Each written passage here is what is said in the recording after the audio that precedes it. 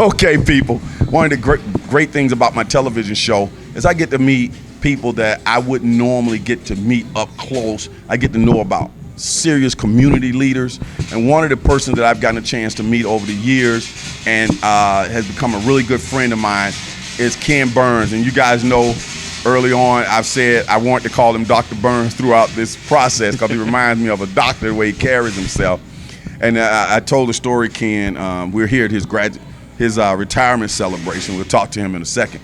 But he heard me, and then when I told the story that I knew he was doing things, and then when I went to Reverend Bean Church, there you were sitting up there. And I was like, hey, isn't that the guy who looked like Carl Burns? I didn't know he was what are you at the church, by the way? I'm an assistant to the pastor right now. Okay.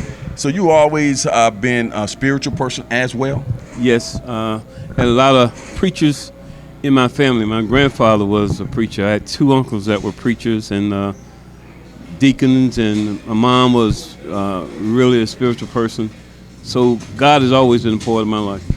What was it like for you? Because you're kind of a laid-back guy, not a big spotlight guy, just a doer. What was it like for you to just sit up there on that stage and see all these people show up and then just listen to them make their comments? What was that? How cool was that, man? That was an awesome feeling. Right. It's a humbling thing, but it's an awesome thing to know that people feel that way about you and that you made a difference in their lives. So it was something that, and I've never been a person that want to be out front. Mm-hmm. I always want to do things behind the scene because what I did was not for publicity. It was all about human beings and life. So I was grateful that the Lord allowed me to hear some of the things I heard tonight and see some of the things that I saw tonight. Well, it was meant for you, man. Your life, I just wish that I could do half the things that you've done in life. And I've had people who came over here and said that they wish the same, that they wish they could just do anything close to the way you've impacted people. But one of the things I noticed that stood out was your commitment and your love that you and your beautiful wife Shirley shared, and how you celebrated her as well tonight.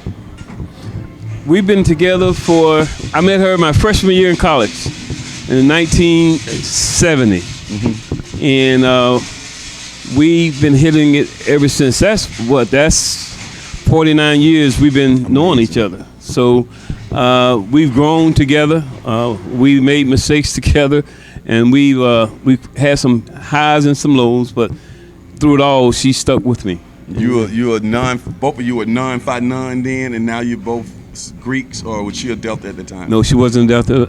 Neither one of us were Greeks, but we both did it later in life, and it's been a rewarding experience for both of us. We both involved in in my fraternity and her sorority, so it's another way of impacting the community and touching lives to help change the lives of some of the students that are throughout this community. Right, we had several students to come by here and talk about you as a coach, and one of the things was saying they each were saying about you is that you held them accountable. That word just kept ringing. They've all grown up to be successful individuals, but they use that word accountable. Does it surprise you when I say that they saw you as a person that held them accountable, or it was you were so accustomed to that's what they say because of what did you do to make them accountable?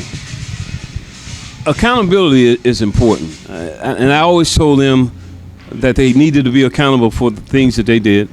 They need to be men of integrity, and face, if you have a problem, face it. Don't run from it. Don't try to hide from it. Hit it head on, and attack it. And we've all made mistakes in life, so mistakes are just another opportunities for successes. So, he said, one thing I knew, if I had to go to Mr. Ken's office or there, I know he said it was a long walk to come talk to you. And he said it's like he knew you were telling him the right thing, but he said that was a long walk. You don't want to have to go to Mr. Burns.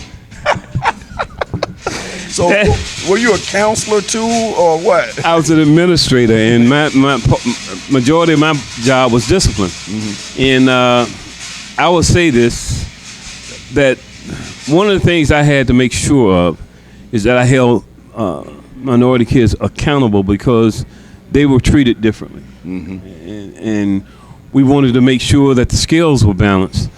And in order to do that, they had to do their part. and that's where the accountability came in. They needed to do their part. If I was going to fight for them for anything, I needed to know that they had done the right thing. How did you, in your busy life, because we had adults to come up here, NFL football player, people who were out of college, and it seemed like you stayed in touch with them some kind of way. Did the technology help in that regard? They seemed like and they just stayed in touch with you after school. Yeah, and that's been a good thing. I mean, we've kept in contact no matter where I've gone. Trey Boston, I had neck surgery about 3 years ago, and I'm sitting at home and the doorbell rings, and here comes a guy with balloons. How long ago? About 3 years ago. Okay. With balloons in front of his face and pulled a mound, and it's Trey Boston. And mind you, football season is going on. I mean, just ended. This was in February of 16. That's something. And he shows up with balloons, and Travis Santiago sends me a card every year for Father's Day, and Dallas stays in contact. I mean, it's always been a family. We preach family and togetherness, and they bought into that. Now here at this celebration, one of the things that like shocked everybody when you guys brought out the New Orleans flavor and did this thing with the umbrellas you were running around. Is that's pretty common in New Orleans? Everybody grew up doing that? That's called the second line, and usually it's done during Mardi Gras season. But there's the second line song that comes on. When that comes on, my sister was looking for a whistle today, and because whistles are blowing, umbrellas are twirling, and people are stepping and bouncing to the music. So did you do that as a child? Did you learn that early Yes, sir. We did that, and especially during Mardi Gras. We go out to Mardi Gras, and Mardi Gras was a big party. Mm-hmm. And that's one time in New Orleans that the whole city becomes united. It's not many fights. It's just a lot of love for each other and a time of having a good time. Are you going to, in your retirement, move back home, or are you pretty content to stay here? No, I have my grandkids here, so that's going to keep me stuck here for a while. Okay. Who was that came over here? Mr. Miller Brooks. You'll see the interviews when you get a chance to watch them, but he said that right now your wife is putting together the to-do list, and he said this is the time when you think you retire, but the work is going to begin even more. Well, it's already started, and retirement hasn't come yet, so she makes a list. I love her. She's a hard-working person. She wants to see things get done, but then she's a passionate person. So, one of the things what the old saying is, happy wife, happy life. So, whatever to do she got for me, it's gonna get done. She said that she wants to. Shirley, I know you're watching this now. She said that now you guys got to have time to spend some quality time together and get some traveling in. That's what she's been saying. She's been saying, everybody seems to have your retirement plan for you. Mm-hmm. You're going to be doing this. I need you to do this. I need you to do that. I need you to do this. But she says, these are my grandkids. Right. Come on over, Papa. She says, adjust that camera. She says that no, he's not. We're going to travel. So she has plans on places she want to go, and I want to make sure that I get her there. All right, man. You my role model. Let's get to meet. They came over earlier tonight as well, but they love it on TV. What do y'all want to say to Papa? We love you. We love you. We love you God bless you. We love you for our health. We love you for our family. Bless your heart. Amen. Amen. Go ahead. What'd you say? Say it again. We love you. Hey, Papa. Say something to Papa.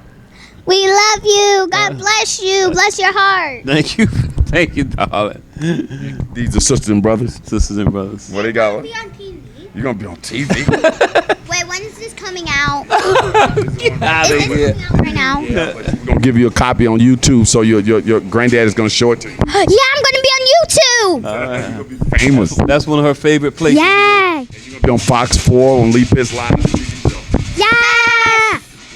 All right, guys. We got some stars are born right here. Final comment. What would you like to say to all the people who came out, Ken, to celebrating your retirement? First of all, I'd like to say this in all sincerity, that when I met you, I heard a lot of different things. But what I say to people now is, hey, Christian.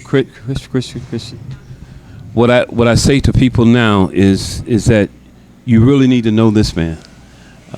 He's not what everybody thinks he is.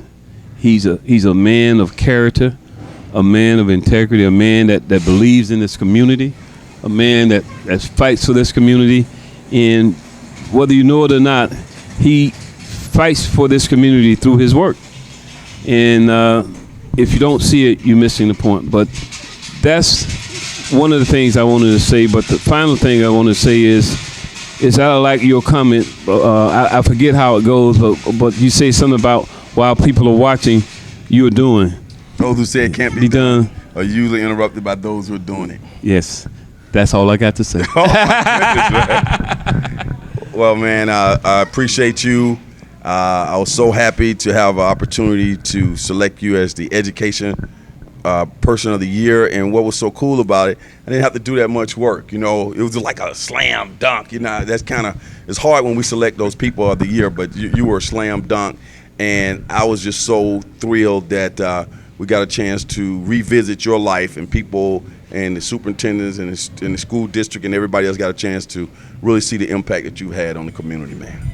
Well, thank you again. Thank you so much for hosting this tonight. You made it an outstanding affair, like you always do. Thanks, man. And I appreciate it. All right. I'm just happy to be associated with this guy.